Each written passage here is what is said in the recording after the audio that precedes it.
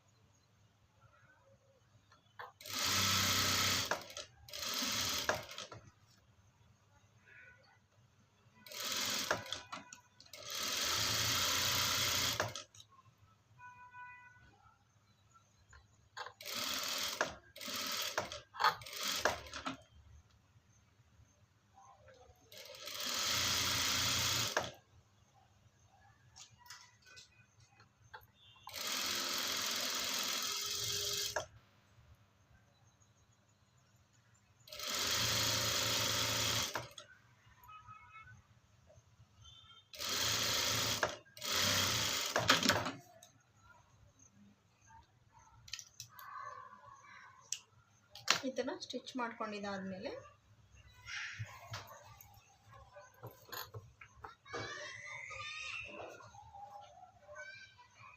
ಇದು normal piping friends. Piece ಸಾಕಾಗುತ್ತಾ ಅಂತ ಒಂದ್ಸಲ ಚೆಕ್ ಮಾಡ್ಕೊಳ್ಳೋಣ ಫ್ರೆಂಡ್ಸ್.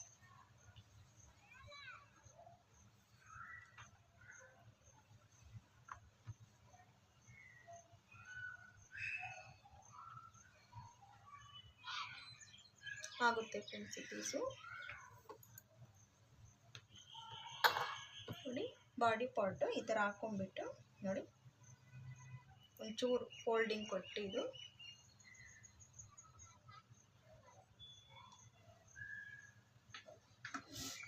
ಇಲ್ಲಿ ಎಡ್ಜ್ಗೆ ಒಂದು ಸ್ಟಿಚ್ ಹಾಕ್ಕೊಳ್ತಾ ಹೋಗೋಣ ಫ್ರೆಂಡ್ಸ್. ಇದು ಬಿಗಿನರ್ಸ್ಗೋಸ್ಕರ ಮಾಡ್ತಾ ಇರೋ ವಿಡಿಯೋ ಫ್ರೆಂಡ್ಸ್. ಯಾರಾದರೂ ಎಕ್ಸ್ಪರ್ಟ್ಸ್ ನೋಡ್ತಿದ್ರೆ ದಯವಿಟ್ಟು ಸ್ಕಿಪ್ ಮಾಡಿ. ಬಿಗಿನರ್ಸು ನಿಧಾನವಾಗಿ ಕಲ್ತ್ಕೊಳ್ಳಿ ಅನ್ನೋ ಉದ್ದೇಶಕ್ಕೆ ಈ ವಿಡಿಯೋ ಮಾಡ್ತಿದ್ದೀನಿ.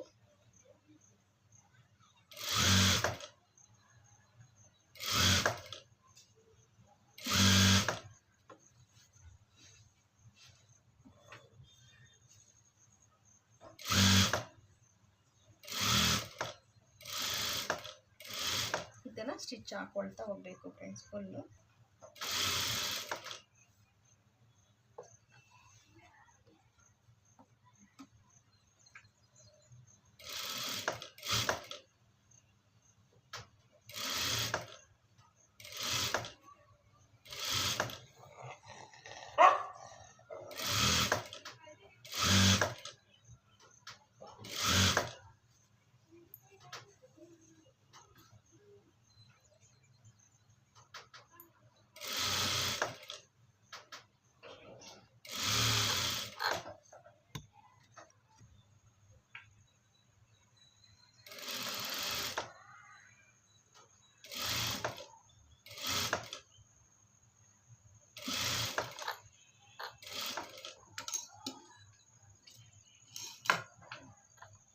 ಇಲ್ಲಿ ಕೊನೆಯಲ್ಲಿ ಈ ಥರ ಸ್ವಲ್ಪ ಇಲ್ಲಿ ಒಳಗಡೆ ಈ ಥರ ಫೋಲ್ಡ್ ಮಾಡಿ ಸ್ಟಿಚ್ ಹಾಕಬೇಕು ಫ್ರೆಂಡ್ಸ್. ಇದು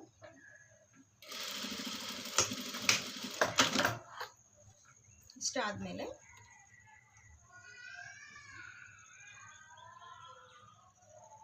ಈ ಥರ ಫೋಲ್ಡ್ ಮಾಡಿ ಸಣ್ಣಗೆ ನಮಗೆ ಎಷ್ಟು ದಪ್ಪ ಬೇಕೋ ಅಷ್ಟು ದಪ್ಪ ಪೈಪಿಂಗ್ ಇಟ್ಕೊಂಡು ಈ ಮಧ್ಯದಲ್ಲಿ ಸ್ಟಿಚ್ ಹಾಕೋತಾ ಹೋಗಬೇಕು ಫ್ರೆಂಡ್ಸ್. ಮಧ್ಯಕ್ಕೆ ಸ್ಟಿಚ್ ಹಾಕಬೇಕು.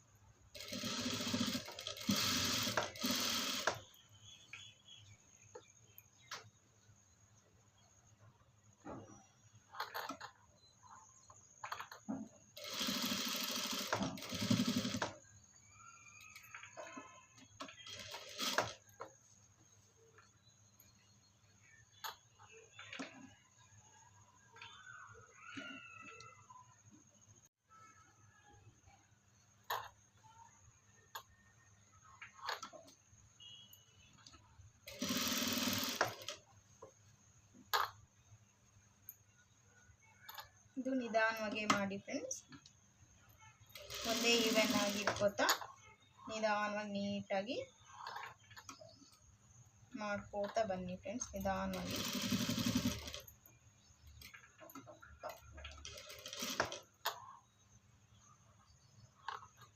ಎಂಡಿಂಗಲ್ಲಿ ಬರುವಾಗ ಇಲ್ಲಿ ನೋಡಿ ಕಾಣಿಸ್ತಾ ಇದೆಯಾ, ಇಲ್ಲಿ ಈ ಥರ ಫೋಲ್ಡ್ ಮಾಡಿ ನೀಟಾಗಿ ಸೆಟ್ ಮಾಡಿ ಇಟ್ಕೊಂಡು ಕರೆಕ್ಟಾಗಿ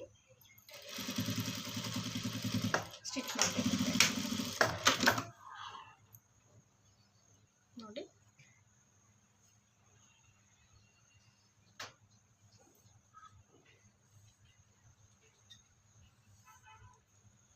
ನೀಟಾಗಿ ಪೈಪಿಂಗ್ ಬಂದಿದೆ ಫ್ರೆಂಡ್ಸ್. ಇದಿಷ್ಟ ಆದಮೇಲೆ ಈಗ ಫೈನಲ್ ಸ್ಟಿಚ್ಚು ಮಾಡೋಣ ಫ್ರೆಂಡ್ಸ್. ಇದು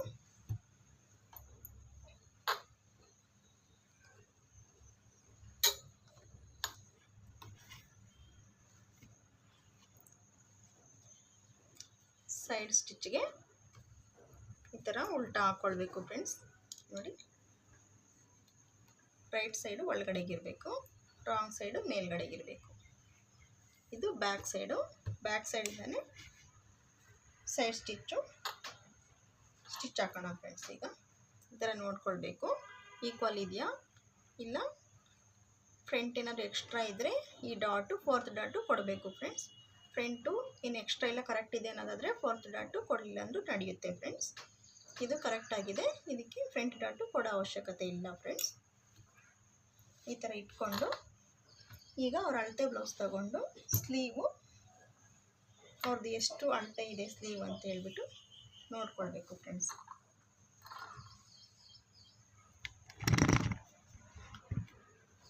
ನೋಡಿ, ಈ ಥರ ಅವ್ರದ್ದು ಅಳತೆ ಎಷ್ಟಿದೆ ಅಂತ ನೋಡಿಕೊಂಡು ಇಲ್ಲಿ ಒಂದು ಮಾರ್ಕ್ ಹಾಕ್ಕೊಳ್ಳೋಣ ಫ್ರೆಂಡ್ಸ್. ಈಗ ಮತ್ತು ಇಲ್ಲಿ ಶೋಲ್ಡ್ರ್ ಜಾಯಿನ್ ಹತ್ರ ಇದೆ ನೋಡಿ, ಇಲ್ಲಿಂದ ಅಳತೆ ಬ್ಲೌಸು ಹೀಗೆ ಇಟ್ಕೊಂಡು ಅದ್ರ ಮೇಲೆ ಎಲ್ಲಿ ತನಕ ಇದೆ ಅವ್ರದ್ದು ಸ್ಟಿಚ್ಚು ಇಲ್ಲಿಗಿದೆ, ಇಲ್ಲಿ ಕರೆಕ್ಟಾಗಿ ಈ ಥರ ತೆಗೆದುಬಿಟ್ಟು ಒಂದು ಮಾರ್ಕ್ ಹಾಕ್ಕೊಳ್ಬೇಕು ಫ್ರೆಂಡ್ಸ್. ಇದು ಅದಾದಮೇಲೆ ಇಲ್ಲಿ ಬ್ಯಾಕು ಫ್ರಂಟು ಮಾಡುವಾಗಲೇ ಮಾರ್ಕ್ ಹಾಕಿರ್ತೀವಿ ನೋಡಿ. ಬ್ಯಾಕು ಇಲ್ಲಿಗೆ, ಫ್ರಂಟು ಇಲ್ಲಿಗೆ, ಇದೆರಡು ಮಾರ್ಕ್ ಒಟ್ಟಿಗೆ ಇಲ್ಲಿ ಕೂಡಿಸ್ಬಿಟ್ಟು ಇದು ಸ್ಟ್ರೈಟಾಗಿ ಬರಬೇಕು ಫ್ರೆಂಡ್ಸ್. ಮಾರ್ಕು ನೋಡಿ ಸ್ಟ್ರೈಟ್ ಆಗಿದೆ ನೋಡಿ, ಇದು ಇಲ್ಲಿಗಿದೆ, ಇಲ್ಲಿಗಿದೆ ಮತ್ತು ಇಲ್ಲಿಗಿದೆ ನೋಡಿ, 3 ಸ್ಟ್ರೈಟಾಗಿದೆ ಮಾರ್ಕ್ ನೋಡಿ. ನಿಮ್ಗೆ ಗೊತ್ತಾಗ್ತಾ ಇದೆ, ನಿಮ್ಗೆ ಕಾಣಿಸ್ತಿದೆ ನೋಡಿ, 3 ಸ್ಟ್ರೈಟಾಗಿದೆ ಮಾರ್ಕ್. 1 2 ಮತ್ತು ಇದು 3. ಇದು ನಿಧಾನವಾಗಿ ಮಾಡಿ ಫ್ರೆಂಡ್ಸ್, ಬಿಗಿನರ್ಸು ಏನು ಆತರ ಪಡಬೇಡಿ, ನೋಡ್ಕೊಂಡು ನೀಟಾಗಿ ಸ್ಟಿಚ್ ಹಾಕಿ ಫ್ರೆಂಡ್ಸ್. ಇದು ಫೈನಲ್ ಸ್ಟಿಚ್ಚು ಯಾವ ಥರ ನಾವು ಸ್ಟ್ರೈಟಾಗಿ ಕೊಟ್ಟರೆ ಬ್ಲೌಸು ಫಿನಿಶಿಂಗು ಅದೇ ಥರ ಸ್ಟ್ರೈಟಾಗಿ ನೀಟಾಗಿ ಅವ್ರಿಗೆ ರಿಂಕಲ್ಸ್ ಇಲ್ಲದೆ ಬರುತ್ತೆ ಫ್ರೆಂಡ್ಸ್.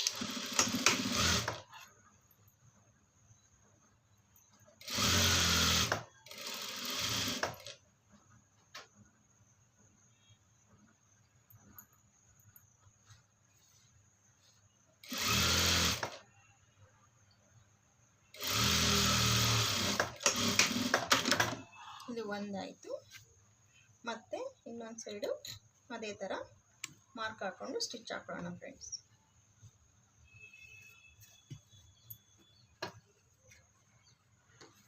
ಫಸ್ಟೇ ಫ್ರಂಟ್ದು ಮತ್ತು ನೋಡಿ ಫ್ರಂಟ್ದು ಮತ್ತು ಬ್ಯಾಕ್ದು ಸ್ಟಿಚ್ಚಿಂಗ್ ಇದೆ, ಮಾರ್ಕ್ ಇದೆ, ಸ್ಟಿಚ್ಚಿಂಗ್ ಹತ್ರ ಕರೆಕ್ಟಾಗಿ ಈ ಥರ ಇಟ್ಕೊಂಡು ಇನ್ನು ಇಲ್ಲಿ ಆರ್ಮ್ ಶೇಪ್ ಹತ್ರ ಮತ್ತು ಸ್ಲೀವ್ ಹತ್ರ ಎರಡು ಹತ್ರ ಈಗ ಅವ್ರ ಅಳತೆ ಬ್ಲೌಸ್ ಇಟ್ಕೊಂಡು ಮಾರ್ಕ್ ಹಾಕ್ಕೋಬೇಕು ಫ್ರೆಂಡ್ಸ್. ಇದಕ್ಕೆ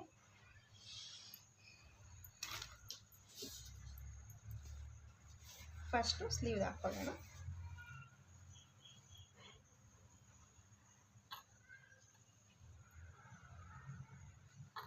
ಈ ಥರ ಇಟ್ಕೊಂಡು ಸ್ಲೀವ್ ಕರೆಕ್ಟಾಗಿ ಮಾರ್ಕ್ ಹಾಕಿ, ಇದು ಆರ್ಮ್ ಶೇಪ್ ಹತ್ರ ಅವ್ರದ್ದು ಅಳತೆ ಬ್ಲೌಸ್ದು ಈ ಥರ ಇಟ್ಕೊಂಡ್ಬಿಟ್ಟು ಮಧ್ಯಕ್ಕೆ ಸ್ಟಿಚ್ ಹತ್ರಕ್ಕೆ ನಾವು ಸ್ಟಿಚ್ ಮಾಡ್ತಿರೋದು ಹೀಗೆ ಇಟ್ಕೊಂಡು ಈ ಥರ ನೀಟಾಗಿ ಇಟ್ಕೊಂಡು ಎಲ್ಲಿಗೆ ಅಂತ ಮಾರ್ಕ್ ಹಾಕ್ಕೊಂಡು ಈ ಥರ ಮಾರ್ಕ್ ಹಾಕ್ಕೊಬಿಟ್ಟು ಇದು ತೆಗೆದು ಪಕ್ಕಕ್ಕಿಟ್ಟು ಇಲ್ಲಿ ಬ್ಯಾಕ್ ಸ್ಟಿಚ್ ಇದೆಯಲ್ವಾ, ಇಲ್ಲಿ ಮೇಲೆ ಕಾಣೋ ಥರ ಒಂದು ಸ್ಟಿಚ್ ಹಾಕೊಳ್ಳೋಣ. ನೋಡಿ,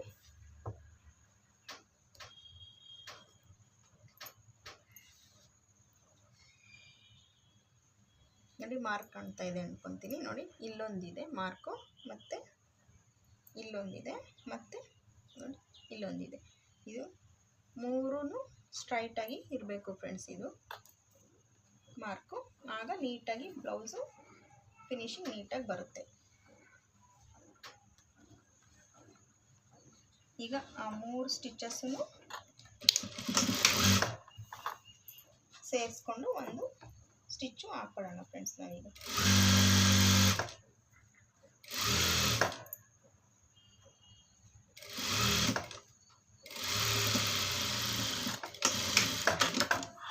ಇಷ್ಟಾದಮೇಲೆ ಅವ್ರದ್ದು ಒಂದೊಂದು ಸ್ಟಿಚ್ ಅಷ್ಟೇ ಹಾಕಿದ್ದೀನಿ ಫ್ರೆಂಡ್ಸ್. ಇದು ಅಳತೆ ಬ್ಲೌಸ್ ಇಟ್ಕೊಂಡು ಈಗ ಇದು ಕರೆಕ್ಟ್ ಇದೆಯಾ, ಇದು ಸೊಂಟದ ಸುತ್ತಳತೆ ಕರೆಕ್ಟ್ ಇದೆಯಾ ಅಂತ ಚೆಕ್ ಮಾಡ್ಕೊಳ್ಬೇಕು ಫ್ರೆಂಡ್ಸ್.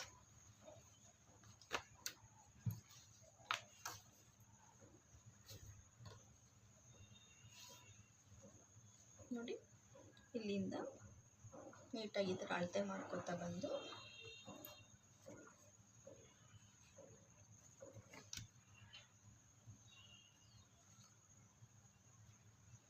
ನೋಡಿ ಕರೆಕ್ಟಾಗಿದೆ ಫ್ರೆಂಡ್ಸ್.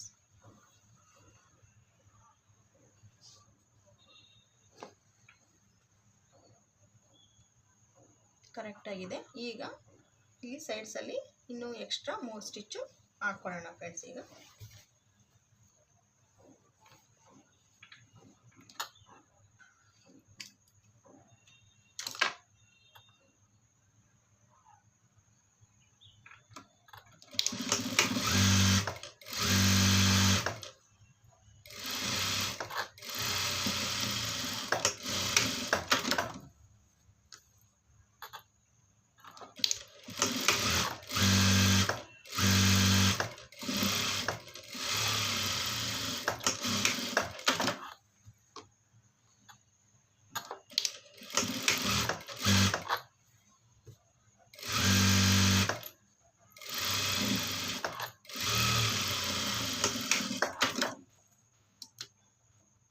ಸ್ಟಿಚ್ ಆದಮೇಲೆ ಇಲ್ಲಿ ಒಂದೇ ಈವನ್ ಆಗಿ ಕಟ್ ಮಾಡಿಬಿಡೋಣ ಫ್ರೆಂಡ್ಸ್. ಇದು ಎಕ್ಸ್ಟ್ರಾ ಇರೋ ಪೀಸು ಇಷ್ಟೊಂದು ಬೇಕಾಗಿರಲ್ಲ, ಅವಶ್ಯಕತೆ ಇರಲ್ಲ. ಇದನ್ನು ನೀಟಾಗಿ ಲೆವೆಲ್ಲಾಗಿ ಕಟ್ ಮಾಡಿಬಿಟ್ಟು ಇದಕ್ಕೆ ಓವರ್ಲಾಕ್ ಮಾಡೋಣ ಫ್ರೆಂಡ್ಸ್. ಈಗ ಇದೇ ಥರನೇ ಇನ್ನೊಂದು ಕಡೆನೂ ಸ್ಟಿಚ್ ಹಾಕಿ ಓವರ್ಲಾಕ್ ಮಾಡ್ಕೊಂಡು ಬರ್ತೀನಿ ಫ್ರೆಂಡ್ಸ್. ಈಗ ನೋಡಿ ಫ್ರೆಂಡ್ಸ್, ಓವರ್ಲಾಕ್ ಮಾಡ್ಕೊಂಡು ಬಂದಿದ್ದಾಯಿತು. ನೋಡಿ ಫ್ರೆಂಡ್ಸ್, ಇದು ಓವರ್ಲಾಕ್ ಮಾಡ್ಕೊಂಡು ಬಂದಿದ್ದೀನಿ. 2 ಕಡೆನೂ ಓವರ್ಲಾಕ್ ಮಾಡಿದ್ದಾಯಿತು.